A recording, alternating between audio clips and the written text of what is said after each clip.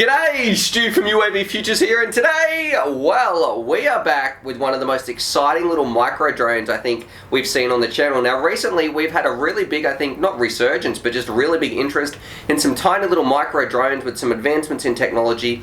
These things are absolutely ripping around. Like, I know I reviewed the Wizard a little, the Lizard 95 a little while ago, and also the AR Pro or the AR Fun. I'll leave a link up here anyway to those bad boys. But finally, we have a serious player in the game that has sort of taken those concepts of those tiny little drones, packed them down into something very, very special. Now, what is this, Stuart? Well, this is from FPV Model, and this is the X-Racer, I think it's the X-Racer KL-EX90. So it's a pretty, like, I don't think it's the best choice of name, but what this thing loses in its name, it definitely makes up for in performance. So in the past, some of these drones, these tiny little ones, have been made by some of the cheaper companies out there, and this one right here is definitely packed with some cool features and some really top-notch gear. So I'm doing like serious motors, good ESCs, and things like a micro RunCam Swift FPV camera. So usually you don't get anywhere near that sort of performance in something like this.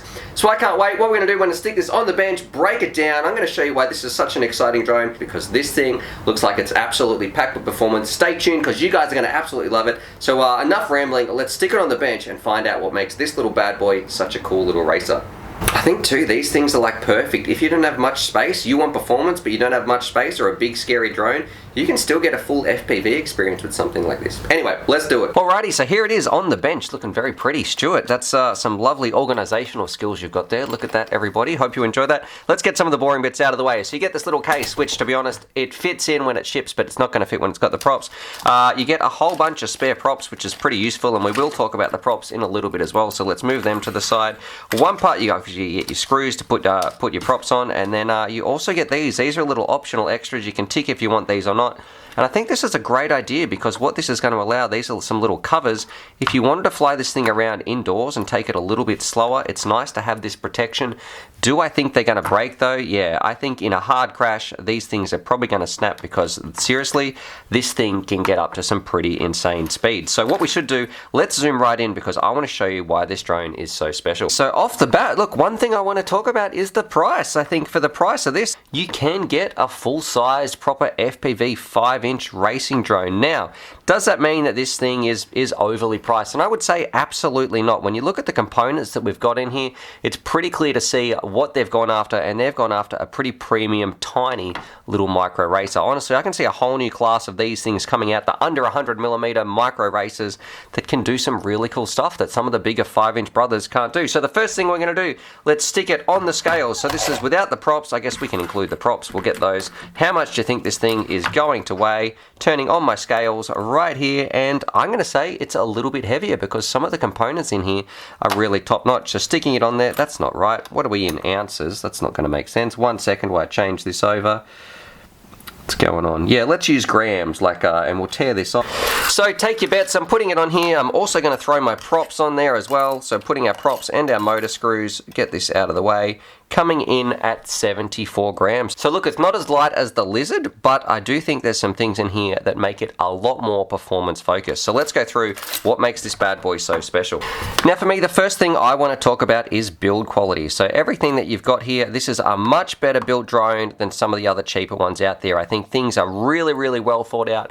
That's going to make for a really good flying experience. So at the front, probably you can see we've got some 3D printed mounts, which, look, I'll flash some pictures on the screen. They don't come with most of them. I think it's going to make for a really strong drone. It's going to be, you don't have any standoffs or anything like that. I really like the shape, and it's going to be very easy to attach our battery, which we'll talk about in a little bit as well, because this one didn't ship with a battery, but it looks like it's a little tank. So how thick is the frame? Now the carbon itself, it's 2.5 mils thick on the top and the bottom. So right there, you can see 2.5 mils thick. It's a pretty simple design. You know, you've just got the two plates. I don't think it's going to be breaking anytime soon, because it's super lightweight, and also in a crash, what kills quads is when they're heavy and smashing into the ground. This thing's not going to have too much inertia, and it's going to, I think it's a really smart idea by incorporating the camera mount into some 3D printed parts. I think that's going to hold up really, really well. Now, what we're going to do, let's take the top plate off and have a look at some of the stars of the show. So I simply unscrewed the top plate, and on the top you can see we've got a very interesting looking VTX, which we'll talk about. But as I was doing that, a really pleasant surprise, you can see we've got these longer screws right here, and I was expecting some shorter little screws, but by using these longer ones, that means it's going to be a lot stronger in a crash. So not only do you have the 3D printed plastic, you've also got these, I guess, little columns of steel that are going through that's going to make it's such a more rigid, strong drone. It's not going to strip out in a crash or anything like that. So look, for me, that's a really positive sign. Now, of course, at the front, one of the stars of the show right here, this is our RunCam Micro Swift 2. And if you haven't used these cameras, they're fantastic. In my opinion, RunCam makes some of the best FPV cameras out here. This is I've got this thing in some other quads. So look, I've got some in some full-sized races like here.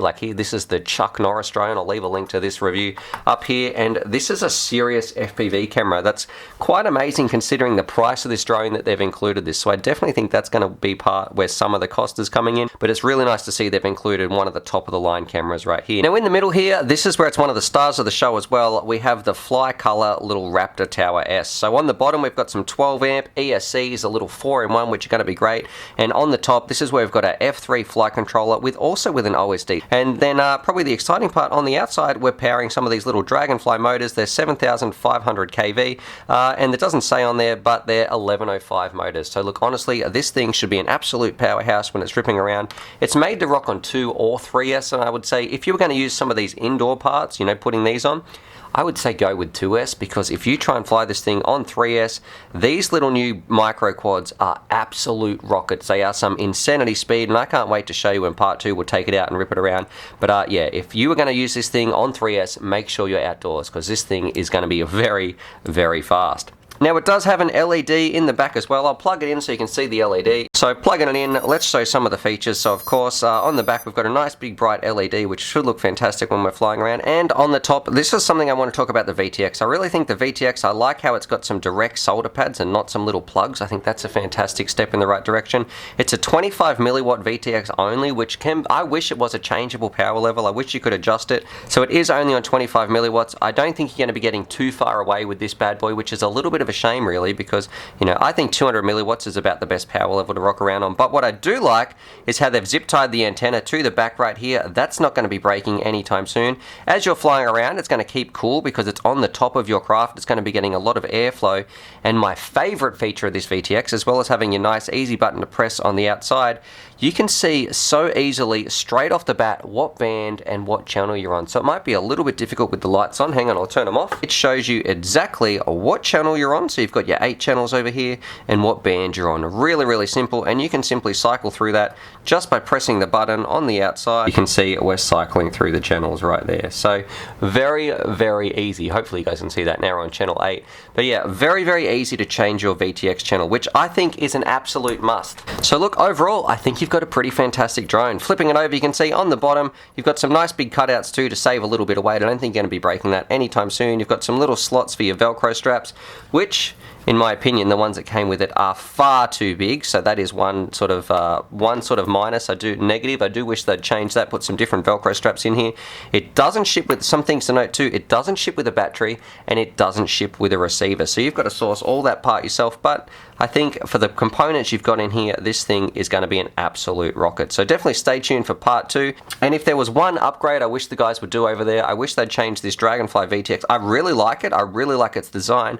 I just wish you could change its power level, because then I would be very, very happy. Alrighty, so there it is. There's my review of the X1 KL-EX90, crazy name, whatever it is, I'll link it down below. They should just call this thing the Little Beast or the Little Monster, because this thing's going to be an absolute beast when we take it around. So definitely stick around for part 2, because what we'll do, we'll take it out to the field, rip it around, and I would almost make a wager that I'll race Grumpy Trev and some of the other crew out there. They can have their 5-inch picks, and I will show you that if you've got, if you can fly really, really hard, I think you're in with a shot, even with a little micro like this. As long as the 25 milliwatt doesn't get swamped out by some of the more powerful VTXs out there. Anyway, drop some comments down below. What do you think about this one? What do you think about the price? Because it is a little bit more expensive, but it does have some great kit in there, especially things like the RunCam Swift micro in there, which I think is fantastic. Other than that, subscribe for more FPV related content, and as always, happy flying. Alrighty, so hopefully you guys enjoyed that video. Definitely subscribe if you're new to the channel and check out these videos. And I'm also going to leave a little link here to my Patreon page because I've got some fantastic Patreon supporters and I like to give back to them as well. So if you want to join the UAVfutures family, there's things like bonus Velcro straps, little bundles of FPV goodies and things like that that also get sent out. Anyway, happy flying.